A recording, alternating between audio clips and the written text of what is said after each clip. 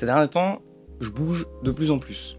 Et j'ai beau avoir une bête de course sur le coin du bureau, c'est pas très pratique de le mettre dans le sac, si vous voyez ce que je veux dire. Et même quand je suis chez moi, ça a beau être pratique d'avoir un grand écran, disons que utiliser l'ordi pour faire de la prise de notes ou de la recherche internet, on a vu un meilleur ratio utilité-consommation électrique. J'aurais pu clairement me tourner vers un petit PC portable sympa ou un MacBook Air, mais au vu de mes besoins, du prix et de plein d'autres trucs, j'avais du mal à trouver mon bonheur, que ce soit à cause du poids sur les PC classiques, que le prix des MacBook Air qui est pas mal quand même, la taille d'écran, l'agréabilité du clavier, tout ça, c'est plein de petits trucs où je chipote, mais que si ça me convient pas complètement, bah, je vais vite me faire chier sur un PC. Donc il me fallait un écran relativement grand, avec une colorimétrie plutôt bonne si j'ai besoin de faire du montage photo ou de l'édition vidéo d'appoint, plein de petits trucs comme ça. À un moment j'ai connecté mes 4 neurones et je me suis dit putain, les nouveaux iPads avec les puces M, ils ont l'air pas trop dégueux. Et bon, l'iPad Pro était un chouïa hors budget, du coup je me suis tourné vers l'iPad Air M2.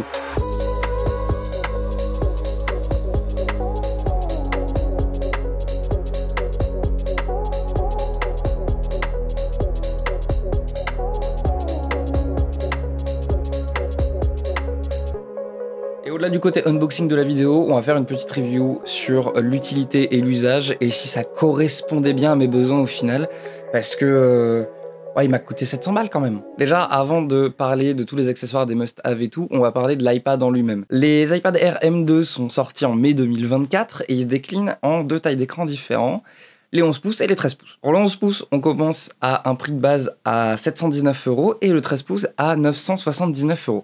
C'est un petit budget quand même. Après, quand on est étudiant, il y a toujours l'option étudiant de chez Apple qui permet de faire des petites réducs. C'est pas grand chose, mais franchement, c'est toujours pratique. Niveau stockage, on se décline en 4 options, donc 128, 256, 512 et 1 Tera. Et à chaque fois, une version Wi-Fi et une version cellulaire compatible 5G en eSIM. Au plus cher, l'iPad, il nous revient quand même à 1770 € avec toutes les options comprises. On n'est pas là-dessus, hein, sur cette vidéo, on est sur un truc beaucoup plus classique.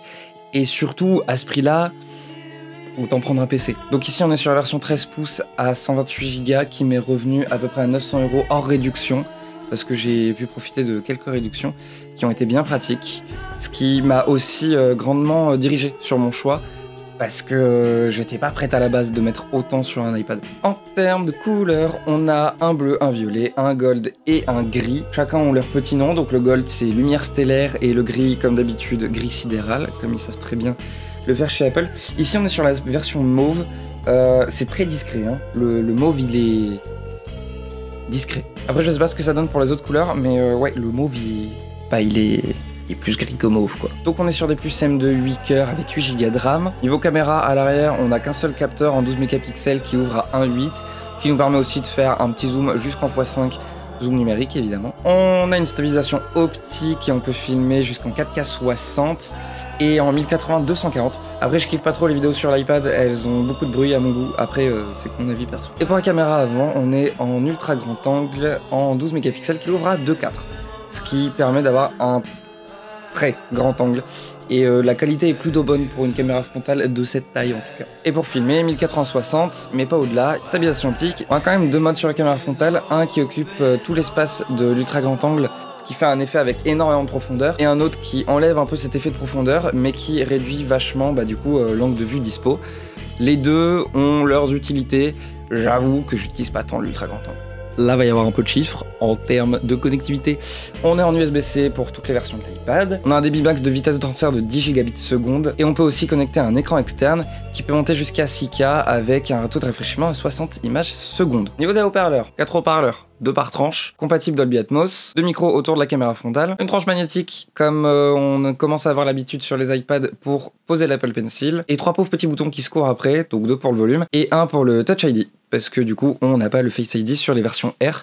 C'est uniquement réservé aux versions Pro, en tout cas pour cette année. Côté interne, puce Wi-Fi 6E, bi-band. Pour la version cellulaire, comme je l'ai dit, la 5G. Pour le Bluetooth, en 5.3, ce qui est plutôt cool. Ça permet de connecter plusieurs appareils en même temps. Que ce soit, par exemple, des AirPods, un clavier, un pencil et une souris tout en même temps et il n'y a aucun lag et je trouve ça très pratique. En soi, il nous annonce jusqu'à 7 appareils, mais j'ai pas 7 appareils Bluetooth à tester en même temps, du coup, je ne sais pas ce que ça donne. En tout cas, avec 4-5 appareils, on est sûr qu'il n'y a pas de souci. Là, je peux vous l'assurer. Et pour finir du côté des specs, promis, après je vous laisse tranquille. Pour les deux versions, on a une batterie LiPo de 8900 mAh. En termes d'écran, on est sur un Liquid Retina avec un taux de rafraîchissement de 120 Hz, qui est toujours très agréable. Pour la version 11 pouces, on a une résolution de 2360 par 1640 avec un châssis qui mesure 24,7 par 17,8 et une épaisseur de 6 mm pour un poids de 460 grammes, ce qui en fait un très léger. Et pour la version 13 pouces, on est sur une résolution de 2732 par 2048 avec un châssis qui mesure 28 par 21, toujours une épaisseur de 6 mm pour un poids de 617 grammes. Ça faisait beaucoup de chiffres, j'imagine que ça ne vous dit rien, mais au moins vous les avez. En termes d'unboxage, dans la boîte de l'iPad en lui-même, on a l'iPad, des notices et un câble type C d'1 mètre. Ça fait une boîte très pauvre en contenu, mais en même temps, on commence à avoir l'habitude. Sinon, un iPad tout seul comme ça, on se fait un peu chier. Du coup, niveau accessoires, moi, je me suis fait un petit setup sympa. Comme je vous l'ai dit, on est sur l'édition photo, de la prise de notes et un peu de dessin. En premier lieu, on a un Apple Pencil Pro qui coûte 149 €. Il est compatible avec tous les iPad Air M2 et tous les iPad Pro M4. Il s'apparaît et se recharge juste en le posant sur la tranche magnétique et il fonctionne en Bluetooth. Il pèse 19 grammes, mesure 17 cm de long pour 9 mm de diamètre parce qu'il est essentiellement en cylindre avec juste une tranche plate pour le recharger. En termes de technologie dedans, on a un gyroscope et un retour haptique pour le pinch et le double tap. Il est compatible Find My, toujours pratique parce que j'ai tendance à perdre mes objets très souvent, du coup je l'ai retrouvé plein de fois. Et les mines sont interchangeables, il suffit juste d'y dévisser, hop, et on change de mine. Ce à quoi on rajoute une coque de type fold pour pas défoncer l'iPad au moindre choc. À la base je voulais prendre le Magic Keyboard, mais il coûte 349 €. Et déjà que je trouvais que le budget était assez conséquent, je pouvais pas rajouter plus. Donc cette coque me permet de poser l'iPad en mode stand parce que il y a un petit truc qui se fold, qui est magnétique, qui me permet de poser l'iPad debout. La coque permet aussi de pouvoir poser l'iPad à plat parce que sans la coque, bah vous vous doutez bien qu'avec cette épaisseur, la caméra elle ressort comme à peu près sur tous les appareils en 2024-2025. Du coup bah ça permet que l'iPad soit plat et qui ne tremble pas. J'ai rajouté aussi un petit film de protection Paper-like pour pouvoir utiliser le pencil avec, parce que j'avais très peur de rayer l'écran avec le pencil, et ça me permet aussi et surtout d'avoir un peu l'effet papier quand j'utilise le pencil dessus et que je dessine. C'est vachement agréable et je trouve ça vachement plus naturel en tout cas. J'avoue, c'est un peu moins agréable quand on l'utilise avec le doigt, mais j'utilise très peu l'iPad avec mon doigt vu que j'ai le pencil. Pour avoir un peu plus que juste un seul pauvre port USB, j'ai acheté un dock, évidemment. Dessus, on a un port type C compatible Thunderbolt, un port USB 3.0, un port de carte SD, un port de carte micro SD, un port jack et un port HDMI pour pouvoir connecter un écran externe. Évidemment, je vous donne pas toutes les références exactes, mais je vous mets tous les liens en description si ça vous intéresse. Et pour compléter le setup au maximum, j'ajoute un clavier, le MX Mini de chez Logitech. Évidemment, il est rose. Il fonctionne sur batterie, sur charge en USB-C, compatible multi-connexion sur multiples appareils, compatible Android, Apple, iPad, macOS, Windows. Je devrais peut-être faire une vidéo dessus, mais c'est pas sûr. En tout cas, si vous voulez, en termes de batterie, il tient plus de 6 mois. J'ai fait l'expérience en usage quotidien. Et il fait pas trop de bruit, ce qui est plutôt agréable en amphi ou en cours pour l'utiliser. En termes d'usage quotidien, du coup, on est sur un truc de très pratique. J'ai accès à tout très rapidement parce que iPadOS et comme d'habitude, Apple gère très bien leurs OS. Avec l'Apple Pencil, j'ai moyen de faire de la prise de notes quasi instantanée. Je pose l'iPad sur mes genoux ou sur une table ou n'importe quoi. Je prends le pencil et j'écris et ça marche très bien. La prise de notes est nickel. Pareil pour le dessin, je l'utilise avec Procreate et j'ai aucun souci là-dessus. Pareil pour la prise de notes clavier, sur une surface aussi petite soit-elle, je sors l'iPad, je le fold, je pose le clavier sur mes genoux ou devant, j'ai besoin de ça d'espace, pas plus, et ça va nickel.